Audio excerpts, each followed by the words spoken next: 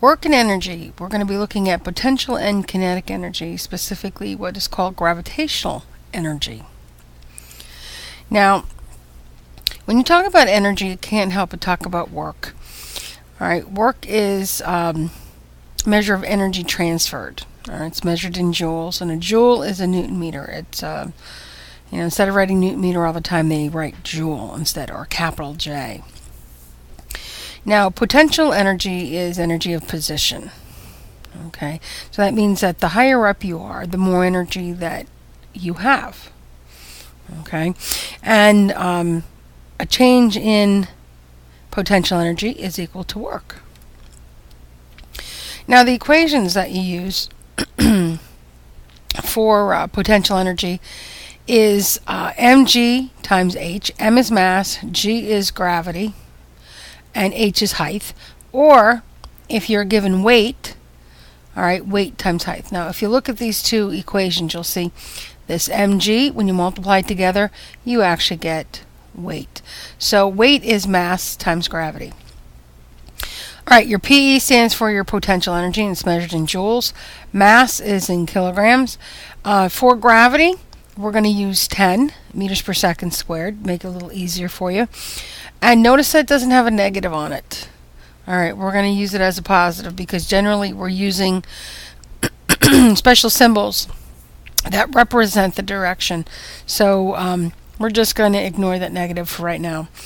The height is h, and it's measured in meters, and weight is w, and that's measured in newtons. Here's an example. Here's a problem. 0.5 kilogram water balloon is dropped from a 10 meter high window. How does the potential energy change as it falls? So what we're going to do is we're going to use that equation, PE equals mgh. M is our mass, 0.5 kilograms. 10 is g, 10 meters per second squared. And then we have our height. It started at 10 meters. When you multiply these three things together, you get 50 joules. So it has potential energy when it's at the 10 meters of 50 joules. Now what happens when it falls halfway? You still have 0.5 kilograms. Gravity is still the same, 10 meters per second squared. But now it's only 5 meters off the ground. How much energy does it have? Well, now it has 25 joules. Notice that it has decreased as it got closer to the ground. And then, what about when it hits the ground? Now, what we do when it hits the ground, we're going to use the mg just like we did before, 0.5 and 10. But that 0, it means actually just before it strikes the ground, because what happens is once it strikes the ground, the energy is used up as sound, heat, those kind of things. Think of the plane crash. All right. All the energies that you have there is where the energy is being used up. But it's also, we've got to talk about kinetic energy as well. But just so that you know, it's just before it strikes the ground. And how many joules do you have? You have 0. So what have we learned so far? That as the balloon falls, the potential energy decreases. So the closer you are to the ground, the less potential energy you have. All right, well, what about gravitational kinetic energy? This is energy due to motion. And you probably learned in middle school that kinetic energy is 1/2 mv squared. M is mass, excuse me, v is velocity, and k is your kinetic energy. M is measured in kilograms, and v is measured in meters per second. And only the v is squared here, by the way. Okay, we're going to use the same problem we had before, that a 0.5 kilogram water balloon is dropped from 10 meters. Okay, so we have k equals 1/2 mv squared. The 1/2, notice, is going to be the same as this object falls. The mass is not going to change, but the velocity does. All right, notice that as an object falls, the velocity is going to get faster. Okay, so what happens here? Well, at the very top, just before it starts to fall, all right, it's going to have 0 joules. And then as it falls, all right, it's at 10 meters per second, it's got 25 joules. And then when it's at 20 meters per second, it's got 50 joules. Now, what exactly does this mean? Where's this energy coming from? It had 0 at the top, and magic, it's getting some as it falls. Well, if you remember back when we talked about potential energy, the potential energy is decreasing. Well, where is it going? Well, it's being changed into kinetic energy. All right, so what's happening here is that as the balloon falls, the kinetic energy increases. And how does it increase? It's actually taking it from the potential energy. Now, this is all called conservation of energy. All right, that what's happening is that as an object is falling, the energy from the potential energy and the energy from the kinetic energy, they're going to be added together, and that as an object falls, that the level of energy is always going to be the same. Okay, and here I have it worded this way. If you add the PE and the KE at each height of the fall, the total would be the same at each height. So if you determine that it was 2,000 joules, it's going to be 2,000 joules at 10 meters, 2,000 joules at 9 meters, 2,000 joules at 8 meters, and so forth. Now, here are some things that you can look at later that are talking about the equations and where do you start and all that. What I like to do is I like to go right to a chart. Now, these are the charts that you're going to be filling out. Let's go over what you have here. H is going to be your height, and it's measured in meters. PE, potential energy, is measured in joules. KE is measured in joules. And V is velocity. It's measured in meters per second. And then right up in this section here, you're going to be told whether it's mass or weight. Now, how do you know the difference? If it's in kilograms, it's a mass. If it were in newtons, in this case, it would be 30 newtons.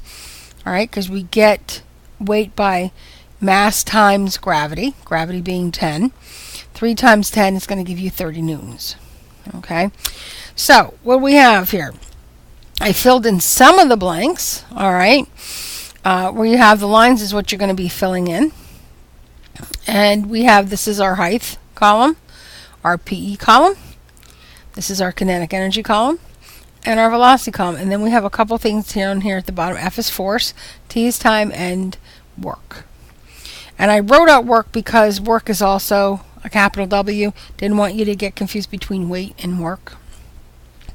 Okay, so what do we do? First thing you do is come right here to the very top, all right, where the object is going to start to fall. And it's actually just before it falls. So it's not moving yet, so this is going to be 0 here, and this is going to be 0 here.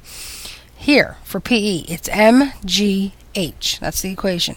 Here's m, g is 10, here's your h.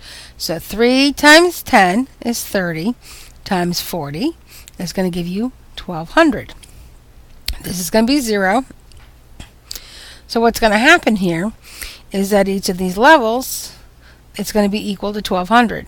Because 1,200 plus 0 is 1,200. And 800, all right, to make that 1,200, this will be 400. Okay, I'm going to switch to the next screen so we have some numbers here.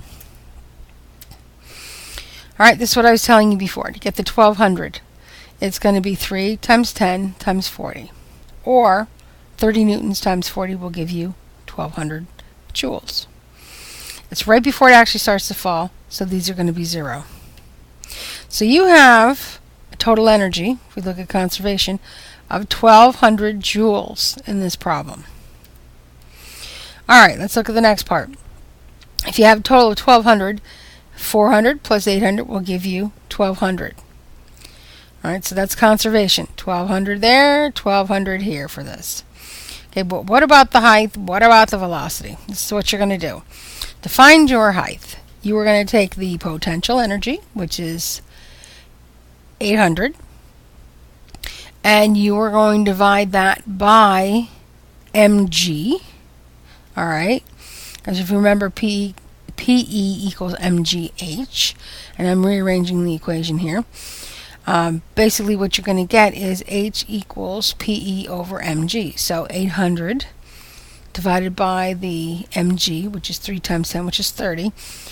So 800 divided by 30 is going to give you 27. Over here to find your velocity. The equation that you're going to use is 2 times kinetic energy divided by m, and then take the square root. So 2 times 400 divided by 3, take the square root, will give you 16. And that's meters per second. Okay, let's look at the next one. Alright, it's halfway through the fall.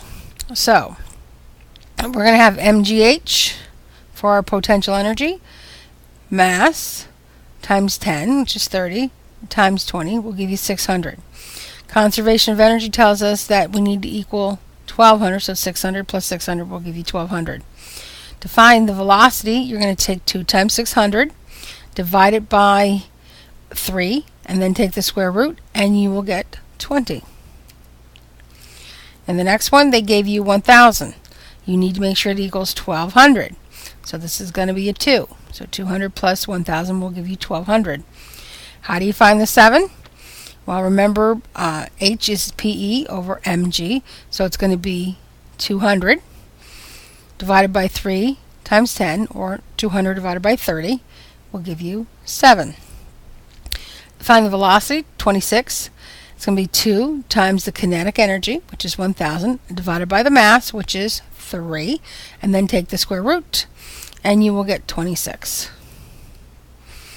Alright, it's at 0, which means just before it strikes the ground. You have PE equals mgh. The h is 0. Anything times 0 is going to give you 0. So that comes up to 0. KE, what does it have to be? If we had conservation of energy and we said it has to be equal to 1200 joules, then 0 plus 1200 will give you 1200. And then how fast is this thing going? 2 times 1200 divided by 3, and then take the square root, will give you 28. Now let's look to see how we found the other pieces. Force. The easiest way to just figure this out is weight is a force. What is the weight of the object? Alright, it's going to be 3 times g, which is going to be 30 newtons. Okay. Time. Time is the change in the velocity divided by gravity. And so all you have to do here, it's going to be 28 minus 0, which is 28. So essentially, as long as you're dealing with a chart that you're at 0, pretty much it's going to be this number right here, down at the bottom. 28 divided by gravity, so that will say 10 meters per second squared. So 2.8 meters per second divided by 10 meters per second squared, that's going to give you 2.8 seconds. So it took 2.8 seconds, alright, to fall. And what is the work? Well, the work is the change in energy. What is your change in energy? It is 1200. And you can see this here. 1200, and then change right to 0. So there's your change in your potential. Should be the same for kinetic. 0 to 1200. 1200 joule change there. So what's work? 1200 joules. Now here's the next chart. What I want you to do is I want you to try this on this chart.